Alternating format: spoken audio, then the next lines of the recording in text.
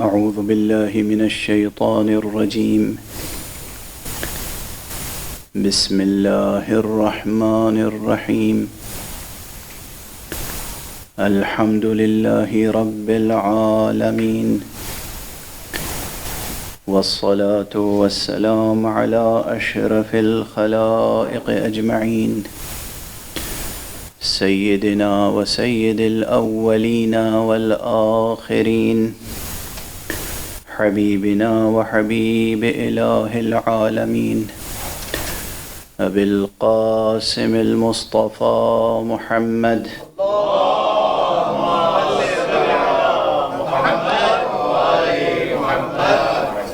وعلى أهل بيته الطيبين الطاهرين الهداة المهديين المعصومين المظلومين، واللعنة الدائمة على أعداء الحق والدين.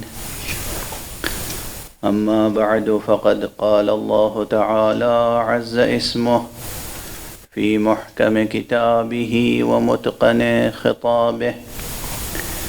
بسم الله الرحمن الرحيم. لو أنزلنا هذا القرآن على جبل لرأيته خاشعا متصدعا من خشية الله، وتلك الأمثال نضربها للناس لعلهم يتفكرون. صدق الله العلي العظيم. اللهم صل على محمد وآل محمد. ایک اور بلندتر آواز میں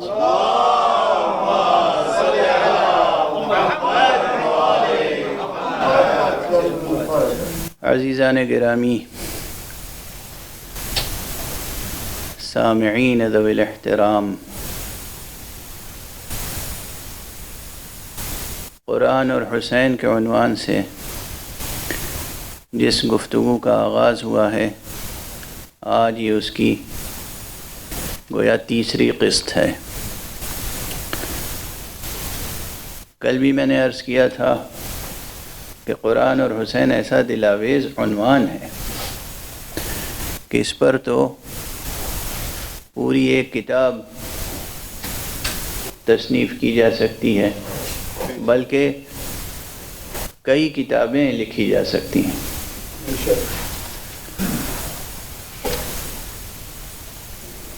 آپ دیکھیے ذرا اس گھرانے کی وحدت قرآن کے ساتھ۔ یہ جو اہل بیت نبوت ہیں، یہ جو عصمت کا گھرانہ ہے، یہ جو خاندان نور ہے، اس کی نور قرآن سے وحدت تو دیکھیے۔ باپ پیدا ہوتے ہی قرآن مجید کی تلاوت کرتا ہے، جو علی ولادت کے بعد قرآن مجید پڑھتے ہیں حضور کے موجودگی میں، انہی کا بیٹا ذبح ہونے کے بعد قرآن پڑھتا ہے، نو کے نیزہ پر دوستوں اور دشمنوں کے درمیان۔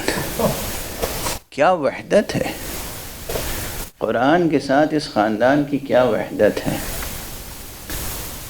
آپ اجازت دیں تو میں اپنے ہی ایک سلام کا ایک مطلب بھی اس وقت یاد آ رہا ہے تو عرض کر دوں۔ زمین تو میر انیس علیہ الرحمہ کی ہے، لیکن یعنی تلک اس میں ردیف ہے، لیکن اس مضمون کو غور فرمائیں، اور قرآن مجید میں ایک عظیم مثال موجود ہے، جناب عیسیٰ ابن مریم حضرت مسیح علیہ السلام کی آغوش مادر میں کلام کرنے کی مثال، تلاوت کرنے کی مثال۔ عموماً عام جو تقاضے ہیں طبیعیات کے، عموماً بچہ مکمل کلام نہیں کر سکتا، عموماً کٹا ہوا گلا بھی مکمل کلام نہیں کر سکتا۔ بس یہ تصور اور تمام روایتیں آپ حضرات کے ذہنوں میں ہیں، انہیں ذہن میں تازہ کر لیجئے، اور پھر یہ دو مصرے سماعت فرما لیجئے کہ آواز سخن ہے کہاں سے کہاں تلک، آواز سخن ہے کہاں سے کہاں تلک، گہوار مسیح سے نو کے سنا تلک۔ پر محمد والے محمد الانتر صلوات۔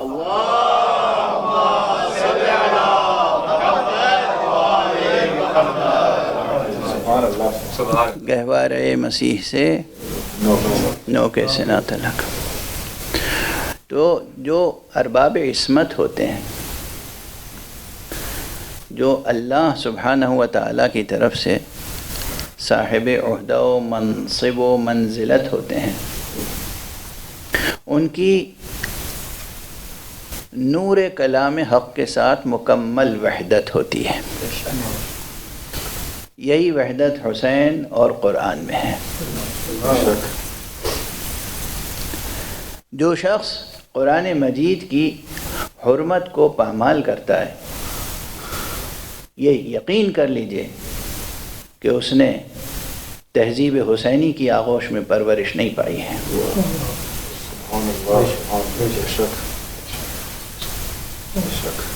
تہذیب حسینی کہہ رہا ہوں میں، ترکیب پرانی ہے، میری ہی زبان پہ کئی بار عرض کر چکا ہوں۔ تہذیب حسینی ایک مکمل تہذیب ہے، ایک مکمل ثقافت ہے۔ تہذیب عزا، تہذیب ولایت، تہذیب مودت، تہذیب حسینی، ثقافت آل محمد۔ اس ثقافت میں، اس تہذیب میں جن طبیعتوں کو نشو و نما پانے کا موقع ملتا ہے، جو ذہن پروان چڑھتے ہیں، جو دل پروان چڑھتے ہیں، جو طبیعتیں ڈھلتی ہیں، ممکن ہے کہ قرآن مجید کے باب میں ذرا سا سوء ادب کریں؟ ممکن نہیں ہے۔ ہمارے لیے قرآن مجید کی حرمت اتنی ہی اہم ہے جتنی خود رسول اللہ صلی اللہ علیہ وآلہ وسلم۔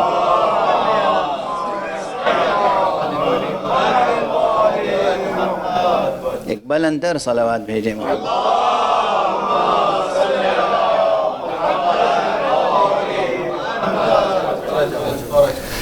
کل گفتگو ایک خاص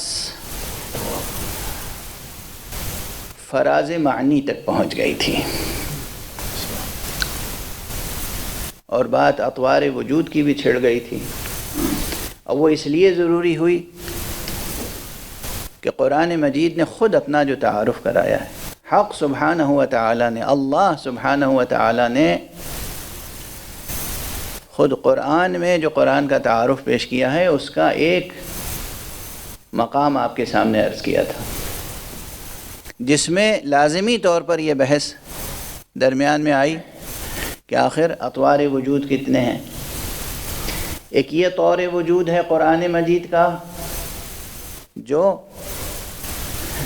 لفظ عربی میں ہے، قرآناً عربیہ، انا جعلناہ قرآناً عربیاً لعلکم تعقلون۔ یہاں ایک بحث اور ہے، ہر طور وجود کے اپنے آثار وجود ہیں۔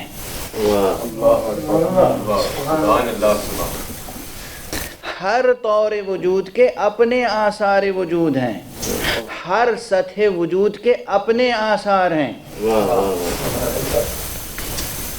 یہ سب بنیادی بحثیں ہیں حکمت کی، اور بطور خاص حکمت اسلامی اور حکمت قرآنی کی، حکمت یمانی کی۔ یہ حکمت یمانی کی ترکیب میں ایجاد نہیں کر رہا ہوں، رسول اللہ صلی اللہ علیہ وسلم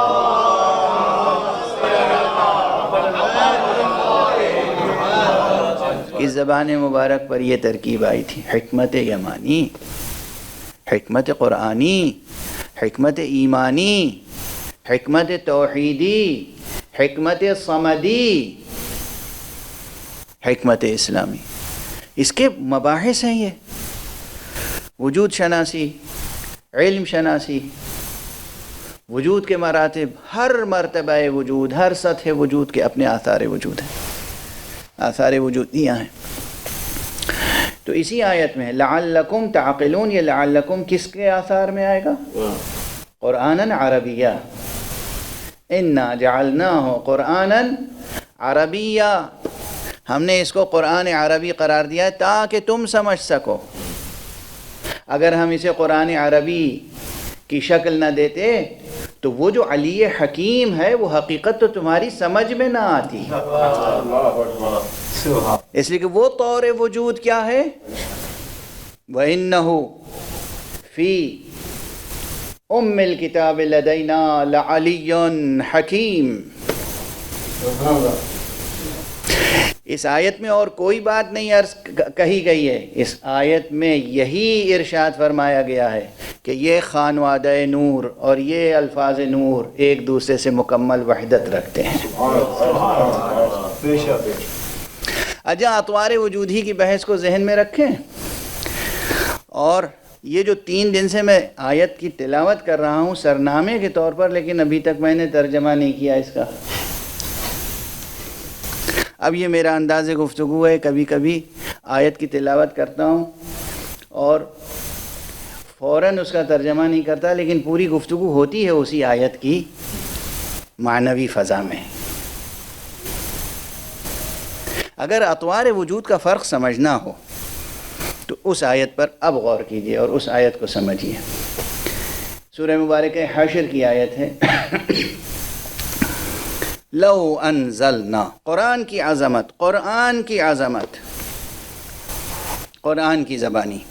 لو انزلنا هذا القرآن على جبل، اللہ سبحانہ و تعالی فرما رہا ہے کہ اگر ہم اس قرآن کو کسی عظیم پہاڑ پر نازل کرتے ہیں،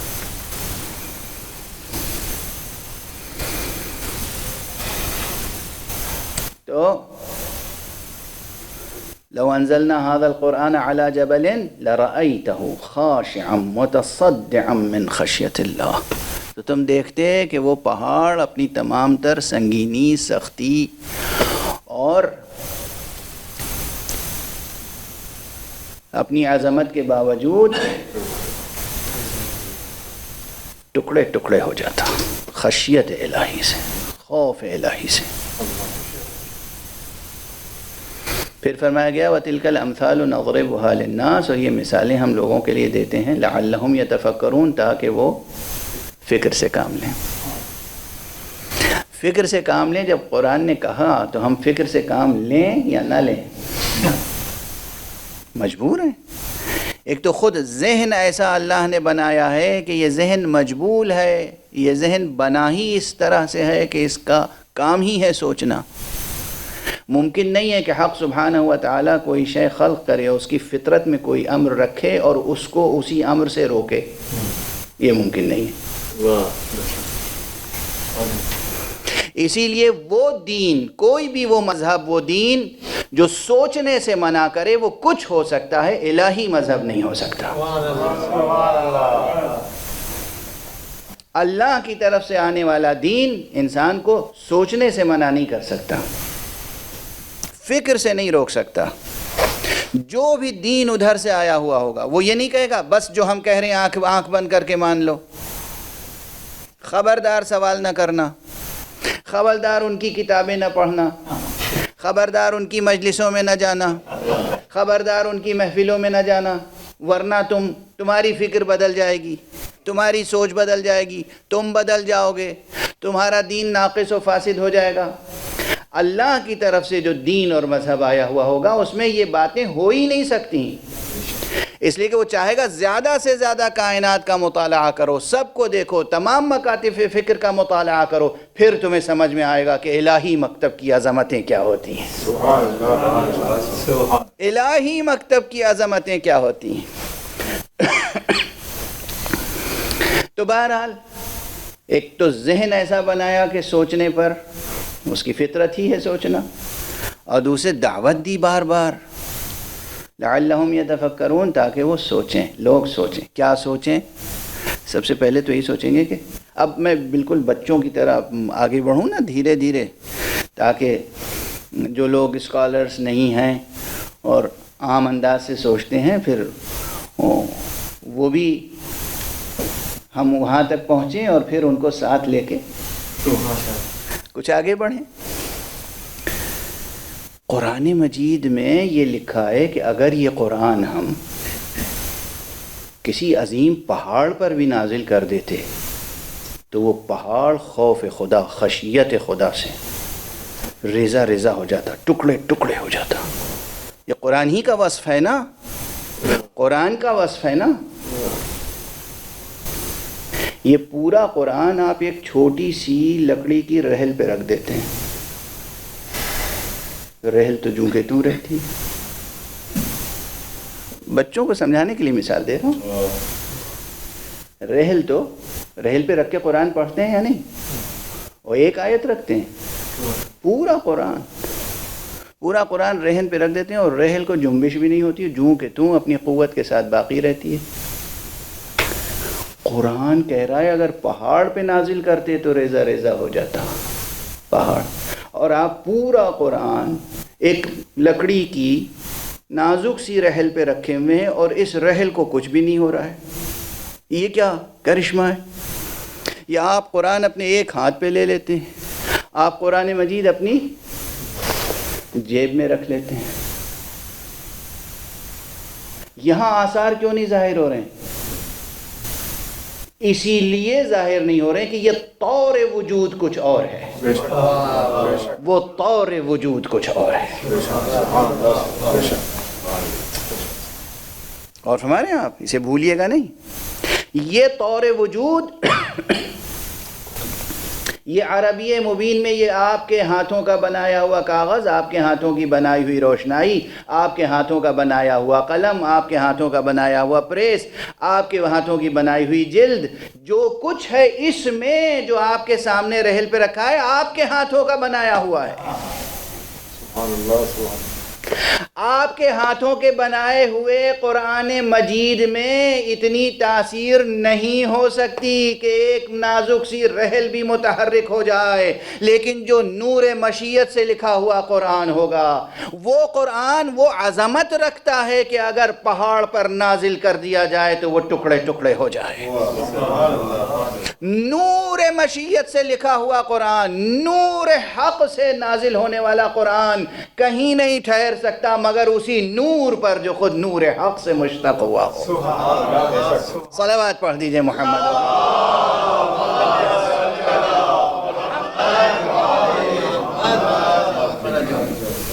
یہ ایک طور وجود ہے، وہ ایک طور وجود ہے۔ اب اس میں ہم طور حقیقی کس کو کہیں اور طور مجازی کسے کہیں، طور ذہنی کسے کہیں؟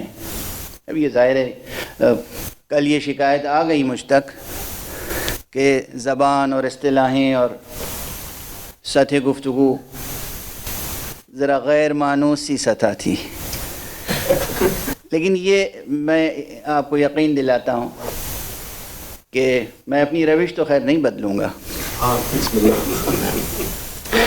انسان کو انسان کہتے ہی اس لیے ہیں کہ وہ نامرئی حقیقتوں سے بھی مانوس ہو جاتا ہے۔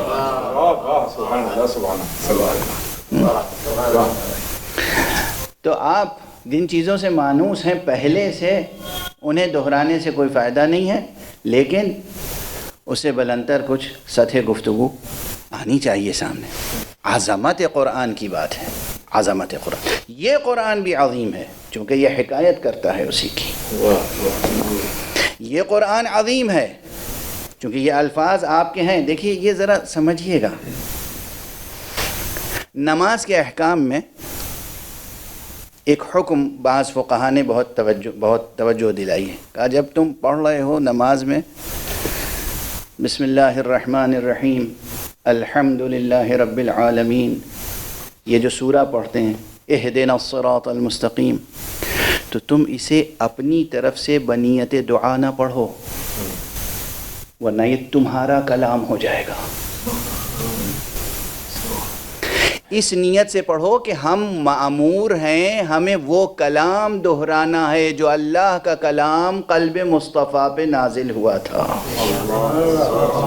توجہ رکھیے، لفظیں وہی ہیں، مخارج وہی ہیں، تلفظ وہی ہے، مگر اس نیت سے کیا کہ یہ میری دعا ہے تو کلام آدمی ہو گیا، اس نیت سے کیا کہ ہم وہ کلام دہرا رہے ہیں، واجب ہے، فرض ہے کہ نماز میں ہم وہ کلام تلاوت کریں، ایجاد نہ کریں، تلاوت کریں، انشاء نہ کریں، تلاوت کریں۔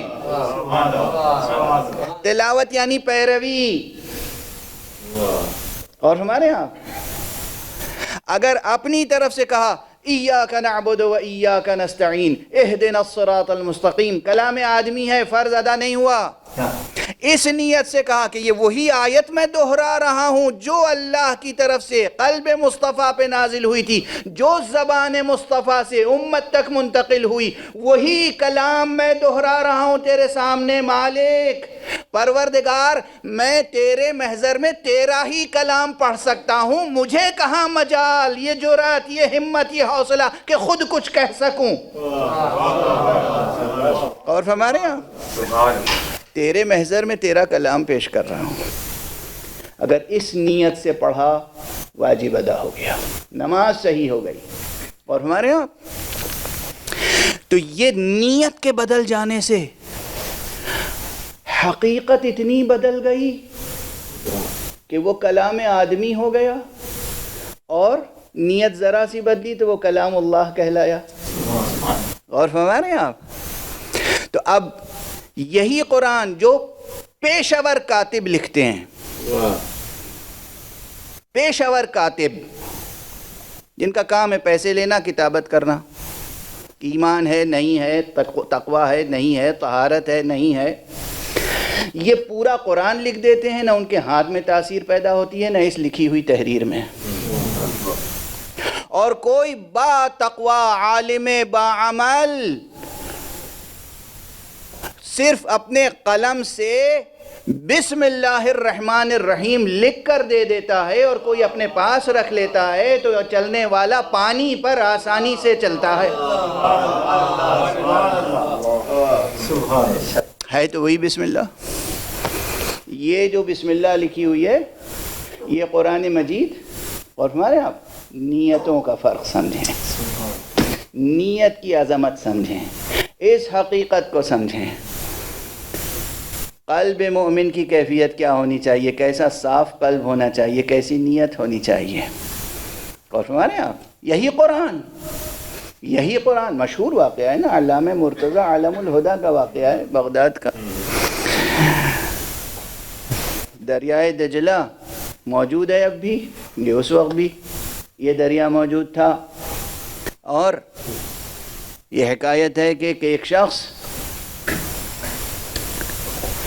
روزانہ درس میں آیا کرتا تھا، علامہ مرتضی عالم الہدیٰ کے درس میں۔ ایک دن بہت تاخیر ہو گئی، شاگرد لائق تھا، یہ اچھے استاد کی پہچان ہوتی ہے کہ اچھے شاگردوں پر خاص توجہ ہوتی ہے۔ استاد کو فکر کہ بھئی ہم نے مطالب بیان کیے لیکن وہ جو اہل تھا وہ تو موجود نہیں تھا۔ بہرحال وہ جب آیا کہا کیا بات ہے، کہا کہ میں کیا عرض کروں، میرا گھر دریا کے اس طرف ہے اور کوئی کشتی موجود نہیں تھی، تو مجھے دیر ہو گئی، جب کشتی آئی میں سوار ہوا، پھر آیا۔ کہا اچھا، تشریف لے گئے، کچھ لکھا اور کاغذ موڑ کے دے دیا، کہا اسے اپنے ساتھ رکھنا، آئندہ کشتی ملے یا نہ ملے تم دریا پہ چلتے ہوئے آ جانا۔ کسی امام معصوم کی بات نہیں کر رہا ہوں میں، نبی کی بات نہیں ہے، ابھی امام کی بات نہیں ہے، ابھی اس امام زادے کی بات ہے جو امام کے اور اس کے درمیان 7 یا 8 فاصلے ہیں نسل کے، 7ویں یا 8ویں نسل میں ہیں جناب امام موسیٰ الکاظم علیہ السلام۔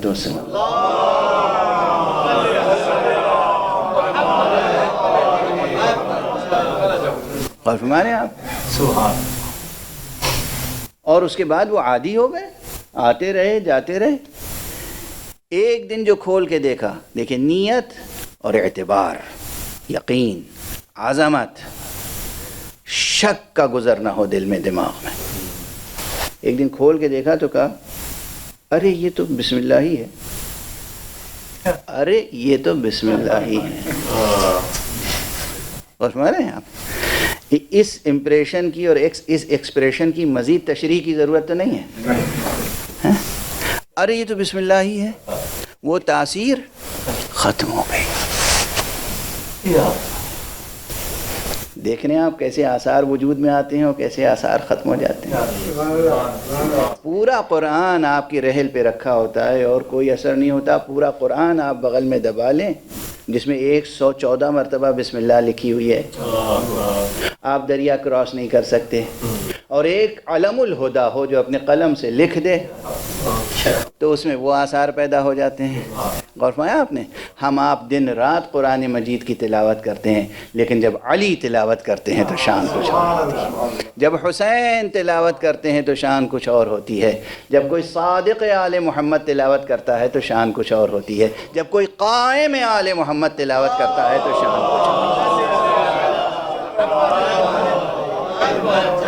ایک بلند تر صلوات پڑھ دیں محمد.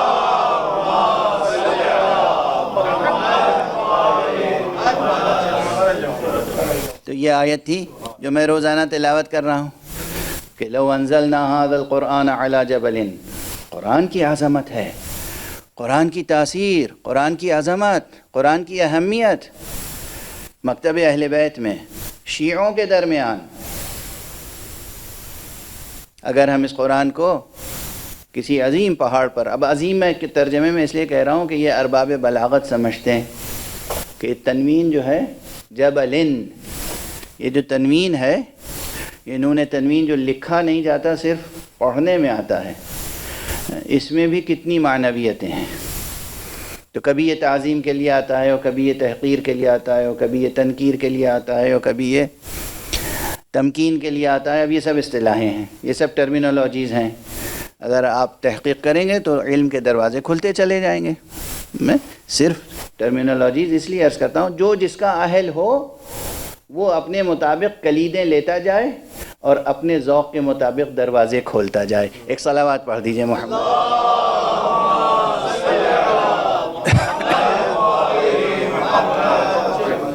اور نحو سے لے کر بلاغت تک کا سفر کرنا ہوگا. نحو کی کتابوں میں تو بہت چھوٹی چھوٹی باتیں اور معمولی سطح کی باتیں ہیں، پھر بلاغت کی کتابوں میں جو ہے وہاں اور تفصیل ہے. تو کسی عظیم پہاڑ پر اگر نازل کر دیتے ہم اسے، اللہ فرما رہا ہے، تو خوف الہی سے، خشیت الہی سے وہ ٹکڑے ٹکڑے ہو جاتا. اب بات یہاں تک آ گئی ہے تو میں عرض کر دوں کہ یقیناً 2 مطالب اس سے قبل میں کہیں یہیں غالباً ماہ مبارک رمضان میں عرض کر چکا ہوں یا اس سے پہلے کہ سوچنے کی بات یہ ہے کہ پہاڑ، یہ پتھر کا پہاڑ اگر خوف الہی سے ٹکڑے ٹکڑے ہو سکتا ہے تو ہمارے دل نرم کیوں نہیں ہوتے؟ قرآن مجید کی تلاوت سے ہمارے دلوں میں کتنی گدازی، دوسروں کے لیے کتنی دل سوزی، کتنی گنجائش، کتنی گہرائی، کتنی گہرائی پیدا ہو جانی چاہیے، کتنی درد مندی پیدا ہو جانی چاہیے. قرآن نازل ہی اس لیے ہوا ہے تاکہ انسان کا دل دوسروں کے لیے درد مند ہو جائے. درد مند. بہت پرانا شعر ہے، آپ میں سے جو اردو زبان کا ذوق رکھتے ہیں اور پرانی نسلوں کی، گزشتہ نسلوں کی جنہوں نے آنکھیں دیکھی ہیں غور سے، بزرگوں کی، انہیں یاد ہوگا یہ شعر کہ درد دل کے واسطے پیدا کیا انسان کو، ورنہ طاعت کے لیے کچھ کم نہ تھے کروبیاں. یعنی اللہ سبحانہ و تعالیٰ کی عبادت کے لیے فرشتے کم تھے کیا کہ ہم جیسے نافرمان بندوں کو پیدا کیا اللہ نے؟ وہ فرما بردار مخلوق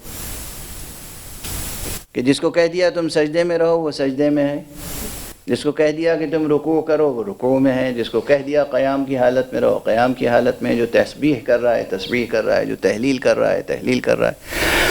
ایک جسے عام بالکل عام اصطلاح میں کہتے ہیں کہ ایک بال کے برابر بھی، حالانکہ یہ بال بھی بہت بڑی یونٹ ہو جائے گی فرشتوں کی لطافت کے سامنے،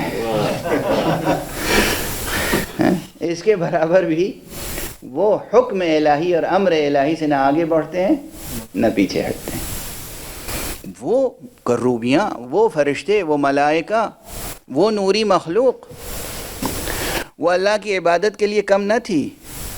ہمیں اور آپ کو پیدا کیا ہے اس دار ابتلا میں، دار آزمائش میں، اس دار ہدنہ میں۔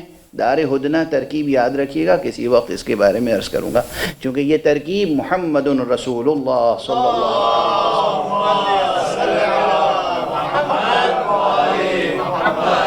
کی زبان مبارک پر جاری ہوئی ہے اس عالم کے تعلق سے۔ اس دنیا میں، تضادات کی اس کائنات میں، تضادات کی اس کائنات میں، اس کثرت تضادات اور تضادات کثرت میں انسان کو پیدا کیا صرف کس لیے؟ خود غرضی کے لیے، خود پرستی کے لیے؟ نہ خود غرضی کے لیے نہ خود پرستی کے لیے، خود فراموشی کے ساتھ خدا پرستی کے لیے۔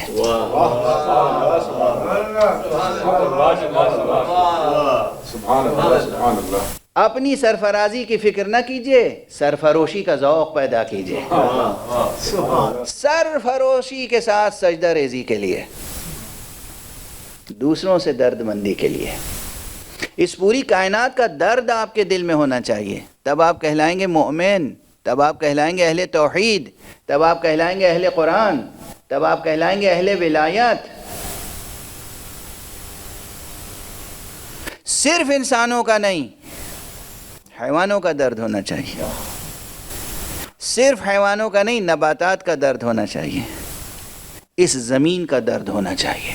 قرآن مجید میں بھی ہدایت ہے اور حدیث میں بھی ہدایت ہے، زمین پر چلو تو پاؤں اس طرح پٹخ کر نہ چلو ورنہ زمین تمہاری شکایت کرے گی۔ غرور اور تکبر سے نہ چلو زمین پر، زمین کا درد بھی ہونا چاہیے۔ بے ضرورت درختوں کو نہ کاٹو۔ کس کی تعلیم ہے یہ؟ اسلام کی۔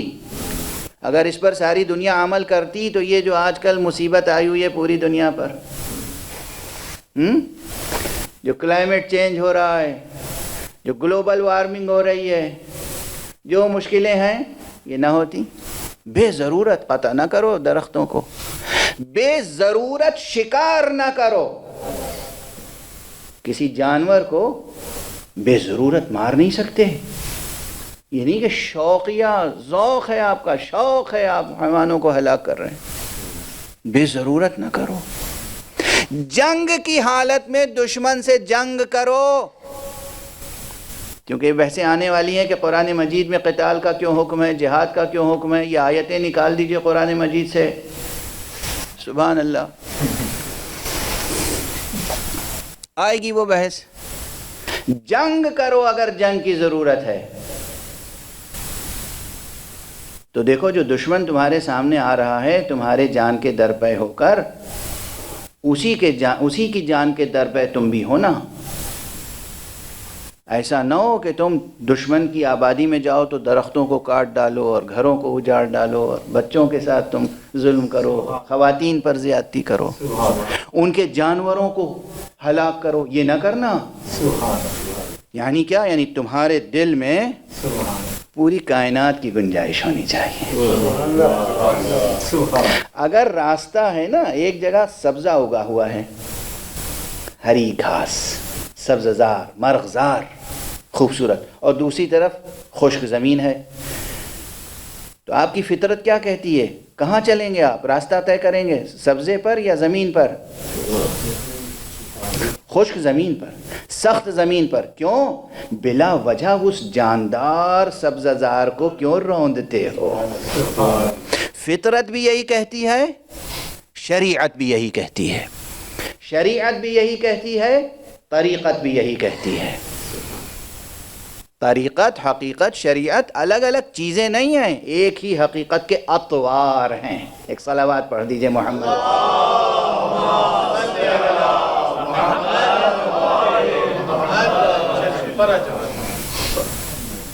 تو یہ جو قرآن نازل ہوا، اگر پہاڑ اس سے ٹکڑے ٹکڑے ہو سکتا ہے تو تمہارا دل کیوں نہیں پھٹ پڑتا، ٹکڑے ٹکڑے ہوتا دوسروں کے غم و الم میں؟ ابھی چند دقیقے اور ساتھ دے دیجئے، مصائب نہیں پڑھ رہا ہوں، لیکن انسان کیسا شقی انسان ہے وہ انسان، اس انسان کے بارے میں کیا کہیں جو غم حسین میں نہیں آنسو بہا سکتا، وہ دوسرے عام انسانوں کے لیے کیا دل میں درد بندی پیدا کر سکتا ہے؟ اس لیے یقین فرمائیے، جو آزادار معاشرہ ہے نا دنیا میں، پوری دنیا میں، یہ انسانی قلوب کی تربیت کرنے والا ایک عظیم الشان معاشرہ ہے۔ یہ جو ماتم کرنے والے ہاتھ ہیں نا، ان ہاتھوں کا احترام کرو۔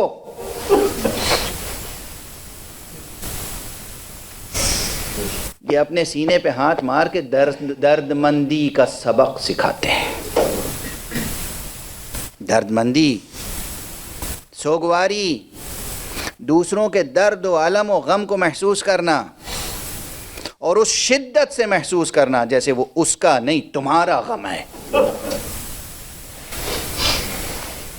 یہ تربیت گاہ ہے، یہ تربیت گاہ اسلامی ہے، یہ تربیت گاہ ایمانی ہے، یہ تربیت گاہ قرآنی ہے، یہ تربیت گاہ غدیری ہے،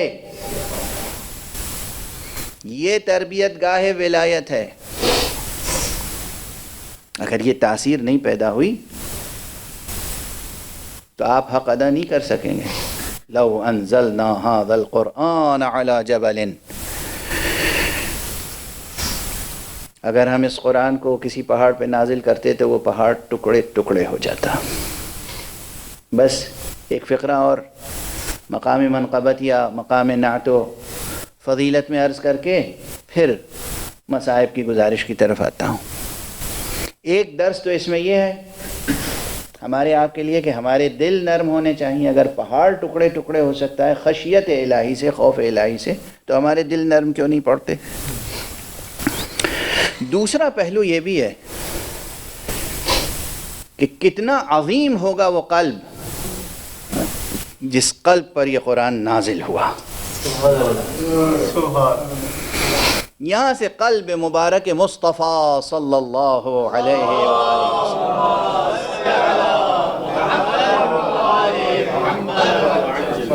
کی عظمت، قوت، شان سامنے آتی ہے۔ کیا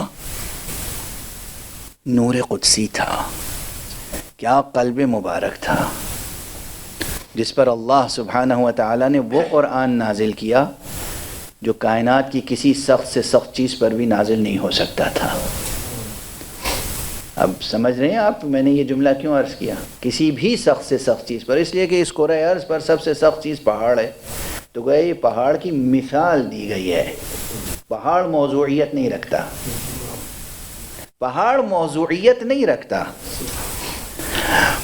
موضوعیت یہ ہے کہ ایک مثال دی گئی کہ اس پوری کائنات میں کوئی سخت سے سخت چیز ممکن نہیں ہے کہ وہ بار اٹھا سکے نور قرآن کا مگر قلب مصطفیٰ۔ سر محمد و آل محمد بلندتر صلوات۔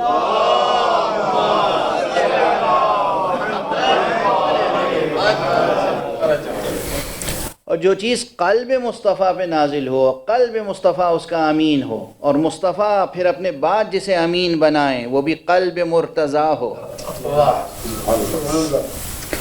اس حقیقت تک کیا کسی غیر معصوم کا دست تصرف پہنچ سکتا ہے کہ کچھ آیتیں نکال لے اور کچھ آیتیں ڈال دے؟ سمجھ میں آتی ہے یہ بات؟ کیا ہو گیا ہے آپ کی ہوش و خیرت کو؟ کیا ہو گیا ہے؟ کیا قرآن مجید کو سمجھا؟ یاد رکھیے، کل بھی میں نے عرض کیا تھا کہ قرآن مجید پہ جو اعتراضات ہیں نئے نہیں ہیں، اور ان تمام اعتراضات کا جواب خود قرآن مجید میں موجود ہے، بس آیات کی تلاوت کرنے کی ضرورت ہے۔ مثلاً اس پورے قرآن سے متعلق پروردگار عالم نے ارشاد فرمایا ہے کہ انا نحن نزلنا الذکر وانا لہ لحافظون، ہم ہیں، ہم نے اس ذکر کو نازل کیا ہے۔ اللہ اکبر۔ دیکھیے قرآن مجید میں انداز یہ انا نحن، یہ عجیب و غریب لحن ہے، عجیب انداز ہے، یہ قرآن کا خاص اسلوب ہے عظمت و جلال الہی کے اظہار کے لیے۔ خدا کے علاوہ کسی کو یہ انداز خطاب زیب نہیں دیتا۔ ہم ہیں، ہم۔ اور یہ قرآن مجید میں بس ان مواقع پر آیا ہے جہاں کوئی بہت ہی عظیم حقیقت کی طرف اشارہ کیا گیا ہے۔ مثلا انسانوں کے لیے سب سے بڑی بات کیا ہو سکتی ہے؟ مرنے جینے کی بات، مرنے جینے کی بات ہے۔ کیا ہو سکتی ہے انسان کے لیے جس پہ انسان مرنے جینے پہ تیار ہو جائے؟ مرنا جینا ہی ہے جس پہ مرنے جینے کے لیے تیار ہوتا ہے۔ سمجھ رہے ہیں آپ؟ دیکھیے لہجے میں کیا فرق ہوا، ایک ہی فقرے کو دہرانے میں کیا معنویت پیدا ہو گئی۔ تو سب سے بڑی بات یہ ہے کہ کسی مردے کو کوئی زندہ کر دے، یہ ہے بڑی بات۔ زندہ کو مارنا بڑی بات نہیں ہے، مردہ کو زندہ کرنا بڑی بات ہے۔ تو قرآن مجید میں سورہ مبارکہ یاسین آپ میں سے اکثر حضرات کو تقریباً پوری یاد ہوگی، اکثر تلاوت کی جاتی ہے۔ اس کی 12ویں آیت میں یہی انداز ہے، انا نحن نحیی الموتى، ہم ہیں، ہم جو مردوں کو زندہ کرتے ہیں، ہم ہیں، ہم۔ وہی انداز جو وہاں ہے، مردوں کو زندہ کرتے ہیں، کیونکہ زندہ کرنا عظیم ترین مسئلہ ہے، عظیم ترین۔ واقعاً یہ ترین کا لفظ ہم لوگ تو بہت استعمال کرتے ہیں، سپرلیٹو ڈگری میں گفتگو کرنا ہم لوگوں کی بیماری ہے۔ ہر حقیر سے حقیر چیز کو ترین لگا کر عظیم ترین بنا دیتے ہیں۔ معمولی سا کوئی شاعر ہوگا، عظیم ترین شاعر، معمولی سا کوئی ذرا سا 1-2 صفحہ پڑھ لیا، عظیم ترین عالم، معلوم ہوا کہ کوئی 1-2 صفحہ مضمون لکھ لیا، عظیم ترین ادیب۔ ترین کے نیچے تو کوئی آنے کو تیار ہی نہیں ہوتا ہے۔ یعنی اب یہ ترین کے ساتھ جتنے کلمات ہیں یہ بے معنی ہو چکے ہیں۔ لیکن بہرحال توجہ رہے آپ کی اس طرف کہ قرآن مجید سے متعلق گفتگو ہو رہی ہے نا، قرآن مجید سے متعلق گفتگو ہو رہی ہے۔ آپ اس بات کو سمجھیں کہ کہاں پر یہ استعمال کرنا چاہیے ترین کا۔ عظیم ترین مسئلہ ہے واقعاً مردے کو جلا دینا،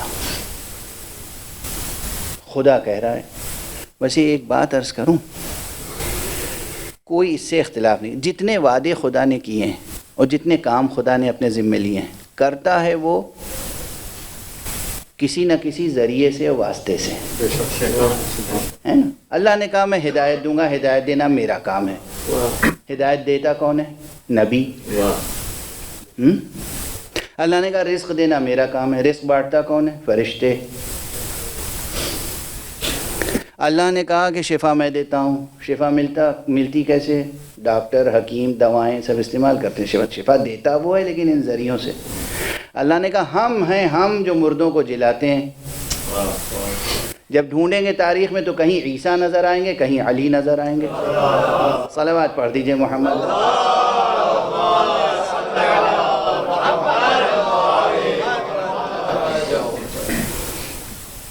جوانوں، عزیزوں، میرے بچوں، ہرگز شک و شبہ پیدا نہ کرنا اپنے دلوں میں۔ معجزات حقیقت ہیں، اور پیغمبر اکرم محمد مصطفیٰ صلی اللہ علیہ وآلہ وسلم سے لے کر امیر المؤمنین سے لے کر فاطمہ زہرا سے لے کر امام حسن اور امام حسین سے لے کر فرزند حسین امام منتظر تک ہمارا ہر امام یہ قدرت رکھتا تھا کہ ایک ٹھوکر مار دے تو مردہ زندہ ہو جائے۔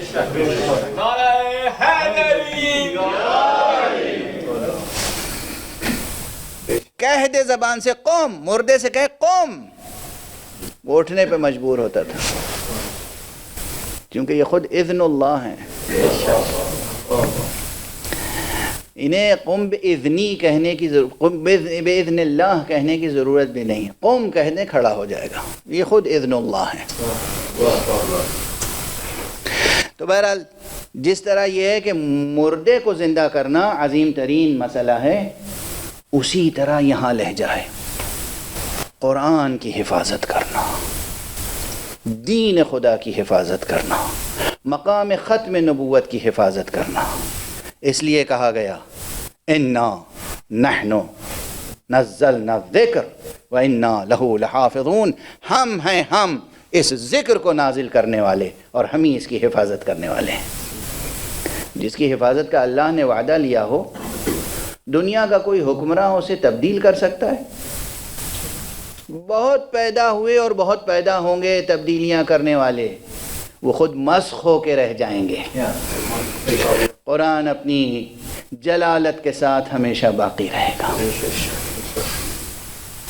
قرآن مجید کی حفاظت کا عجیب و غریب اہتمام الہی ہے۔ وقت ختم ہو گیا، گفتگو تشنا رہ گئی، اور آپ کو معلوم ہے کہ آج تیسری مجلس ہے محرم کی۔ 2 محرم کو وہ قافلہ جو چلا تھا، 28 رجب کو جو قافلہ چلا تھا سرکار سید الشہداء کا، ابو عبداللہ الحسین کا، جو قافلہ 28 رجب کو مدینے سے چلا تھا، وہ مدینے سے مکے پہنچا، کچھ عرصہ قیام مکے میں رہا، اور 8 ذی الحجہ کو یوم تربیہ وہ قافلہ کربلا کے لیے روانہ ہو گیا۔ جب تمام دنیا سے آئے ہوئے حاجی احرام باندھ رہے تھے عرفات جانے کے لیے، اس وقت جانے کعبہ احرام کھول رہا تھا کربلا جانے کے لیے۔ مسئلہ کیا تھا؟ کیوں؟ عظمت قرآن کی حفاظت، عظمت قرآن کی حفاظت، حقیقت قرآن کی حفاظت، دین کی حفاظت، مقام ختم نبوت کی۔ یہی مسائل تھے اور کوئی مسئلہ نہیں تھا، یہی مسائل تھے۔ مقام ختم نبوت کی حفاظت۔ کیوں؟ میں پہلی مجلس میں عرض کر چکا ہوں، وحی کا منکر قرآن سے بیعت لینا چاہتا تھا۔ وحی کا منکر، اگر حسین علیہ السلام اس موقع پر قربانیاں نہ پیش کرتے، اتنی عظیم قربانیاں، تو میں نہیں کہہ سکتا کہ پھر اسلام کا کیا ہوتا، پھر اس قرآن کا کیا ہوتا۔ جب مسلمانوں کی عظیم سلطنت کا سلطان کہہ دے کہ نہ کوئی فرشتہ آیا تھا، نہ کوئی وحی نازل ہوئی تھی، تو لوگوں کا کیا عالم ہوتا ہے؟ مشہور مقولہ ہے، الناس علی دین ملوکہم، لوگ تو اپنے بادشاہوں کے دین پر ہوتے ہیں۔ پھر کیا ہوتا ہے اس ملت کا، اس امت کا؟ پوری کی پوری امت یزیدوں اور ولیدوں کی تربیت کردہ امت ہو جاتی ہے۔ لیکن آج اگر دنیا میں قرآن کی صدائیں بلند ہیں، آج اگر دنیا میں مناروں سے اذانیں بلند ہیں، آج اگر خانہ کعبہ کے گرد ابھی بھی نماز کی صفیں قائم ہیں، آج اگر مسجد نبوی میں پابندی کے ساتھ اعتکاف اور نماز اور روزہ اور یہ عبادتوں کے تمام ارکان دین قائم ہیں، تو یہ قربانی حسین کا صدقہ ہے۔ حسین 8 ذی الحجہ کو روانہ ہوئے اور 2 محرم کو کربلا پہنچ گئے۔ لیکن کربلا پہنچنے سے پہلے ہی ہر منزل پر حسین کو کوئی نہ کوئی صدمہ ضرور پہنچا۔ کربلا پہنچنے سے پہلے ہی حسین کو یہ صدمہ پہنچا کہ ایک مقام پر، ایک منزل پر کوفے سے آنے والے 2 مسافر نظر آئے۔ امام نے اپنے اصحاب میں سے کسی سے کہا کہ ذرا جا کے انہیں بلاؤ، دیکھو کون ہے، کہاں سے آ رہے ہیں۔ بلایا گیا، وہ دونوں آئے، قریب آئے، کہا یہ کس کا کارواں ہے؟ کہا یہ حسین ابن علی کا کارواں ہے۔ سنتے ہی ان دونوں مسافروں کے چہروں کا رنگ بدل گیا۔ کہا کہاں ہیں فرزند رسول؟ کہا تم ہمیں کوفے کی کچھ اطلاع دو گے؟ کہاں اطلاعیں تو اہم ہیں، مگر تم سے نہیں بتا سکتا، مجھے آقا تک لے جاؤ، مجھے فرزند رسول تک لے جاؤ۔ فرزند رسول تک لایا گیا، امام حسین تک لایا گیا، دیکھا کہ چہرے کے رنگ بدلے ہوئے ہیں۔ آقا حسین نے پوچھا کہو تو صحیح کیا خبر ہے؟ آنے والوں نے ادھر ادھر دیکھا، ادھر علی اکبر ہیں، ادھر عباس ہیں، کچھ اور لوگ ہیں۔ ایسا معلوم ہوتا تھا یہ دو آنے والے آقا کی معرفت رکھتے تھے، دل میں دل سوزی تھی، دل میں درد مندی تھی، کچھ احترام اور عظمت کا لحاظ تھا، خاموش تھے، ادھر ادھر دیکھ رہے تھے۔ امام نے آنکھوں کو پہچان لیا اور کہا دیکھو یہ میرے اپنے ہیں، ان سے کوئی پردہ نہیں ہے، ان سے کوئی حجاب نہیں ہے، جو خبر ہو بتاؤ۔ ایک مرتبہ انہوں نے با آہو نالا کہا، فرزند رسول جب ہم کوفے سے نکل رہے تھے تو آپ کے سفیر مسلم ابن عقیل کے پاؤں میں رسیاں بندھی تھی اور کوفے کی گلیوں میں بے حرمتی کی جا رہی تھی۔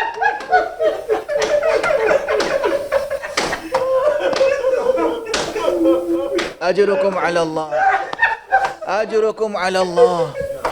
کوفے کی گلیوں میں سفیر حسین، اور آپ سنیں گے ایک جملہ، یہ جملہ میرا نہیں ہے، آپ کی یقیناً صدائیں اور بلند ہو جائیں گی۔ امام بخاری وہی جن کی صحیح بخاری، انہوں نے اپنی دوسری کتاب جہاں انہوں نے اپنے رجال سے بحث کی ہے، تاریخ کبیر میں لکھتے ہیں کہ وہ چند افراد جن کی شکل و صورت رسول اللہ سے مشابہ تھی، ان میں سے ایک مسلم ابن عقیل بھی تھے۔ یعنی کوفے کی گلیوں میں تصویر پیغمبر کی بے حرمتی ہو رہی۔ آقا نے سنا اور آپ کی ریش مبارک آنسوؤں سے تر ہو گئی، چہرے پر آنسوؤں کی جھالر۔ آقا حسین کچھ دیر توقف فرمایا اور اس کے بعد خیمے میں تشریف لے گئے۔ بی بی جناب زینب نے دیکھا بھائی کے چہرے کا رنگ بدلا ہوا ہے، ریش مبارک آنسوؤں سے تر ہے، لگتا ہے کوئی صدمے کی بات ہے، لگتا ہے کوئی اندوہناک مسئلہ درپیش ہے۔ سوچ ہی رہی تھی کہ ایک مرتبہ جناب سید الشہداء نے فرمایا، آقا نے فرمایا، اس لیے کہ جناب مسلم کی زوجہ آقا حسین کی بہن ہے، آقا امیر المومنین کی بیٹی ہیں جن کا نام رقیہ ہے۔ کہا مسلم کی زوجہ کہاں ہیں؟ بلاؤ۔ زینب تو سمجھ گئی، جا کے مسلم کی زوجہ کو لائیں، بچی کو لائیں۔ جیسے ہی بچی قریب آئی، آقا حسین نے سر پہ ہاتھ رکھا، یہ بنی ہاشم کے بچے ہیں۔ جیسے ہی ہاتھ رکھا، فوراً بے دریغ بچی نے ایک مرتبہ اپنے عمو کو دیکھا اور کہا خیر تو ہے، میرے بابا کی خیر تو ہے۔ اجرکم علی اللہ، اجرکم علی اللہ۔ آقا حسین نے بچی کو بہت دلاسا دیا، بہت دلاسا دیا۔ اور عام طور پر آپ سنتے رہتے ہیں کہ وہ کانوں کی بالیاں، وہ بندے جو سکینہ کے لیے رکھے تھے، وہ یتیمہ مسلم کے گوشوارے بنا دیے۔ اور یہ وہ آقا حسین ہیں کہ جب خود آقا حسین شہید ہوئے ہیں تو آپ کی بیٹی تڑپ رہی تھی غم میں، اور دشمن آ کر بالیاں سلب کر رہا تھا، رخسار پر تماچے لگا رہا تھا، اور وہ بچی پکار رہی تھی بابا بابا یتیموں پر کرم کرنے والے بابا، بیواؤں پر کرم کرنے والے بابا، آپ کے بعد دیکھیے ہم پر کیا مصیبتیں نازل ہو رہی۔ انا للہ و انا الیہ راجعون، رضا بقضائہ و تسلیما لامرہ۔ پروردگار ہمیں علوم قرآن اور معارف اہل بیت سے آشنا فرما۔ پروردگار ہمیں قرآن کی عظمت پر اپنی جانیں نثار کرنے کی توفیق عطا فرما۔ پروردگار ہمیں اہل بیت مصطفیٰ اور اہل بیت قرآن کے قدموں میں اپنی جانیں نثار کرنے کی توفیق عطا فرما۔ پروردگار ہمارے معاشرے پر علماء حق کا سایہ برقرار رکھ۔ پروردگار تمام مراجع کرام، جو بھی مراجع حق ہیں، جو دینی مرجعیات ہیں، صحیح اور سچی اور صادق مرجعیت، اس کو اپنی حفظ و امان میں رکھ۔ پروردگار بطور خاص آیت اللہ العظمیٰ سید علی حسینی سیستانی اور رہبر معظم آیت اللہ العظمیٰ ولی فقیہ سید علی حسینی خامنئی کو اپنی خاص حفظ و امان میں رکھ۔ پروردگار انسانیت آلام میں مبتلا ہے، اس وباء عام کو دور فرما، بیماریوں کو دور فرما، پالنے والے گناہگاروں کی نحوستوں کو دور فرما، گناہگاروں کو توبہ کی توفیق عطا فرما۔ پروردگار معبود ذکر حسین سننے والوں کے دلوں میں جو آرزویں ہیں ان آرزوؤں کو پورا کر دے۔ پروردگار جن کو اولاد نہیں ہے انہیں اولاد عطا فرما۔ پروردگار جو رزق و روزی کے لیے پریشان ہیں ان کی رزق و روزی میں کشائش عطا فرما۔ پروردگار ہماری تعلیم، ہماری ثقافت کو بلندی عطا فرما۔ پروردگار ہماری تہذیب کو عمومیت عطا فرما، ہمارے دلوں کو عمومی دل سوزی عطا فرما۔ پروردگار اپنے ولی آخر کو اذن ظہور عطا فرما اور ان کے ہاتھوں سے اپنی رحمت و رافت و عدالت کا پرچم لہرا۔ ماتم حسین۔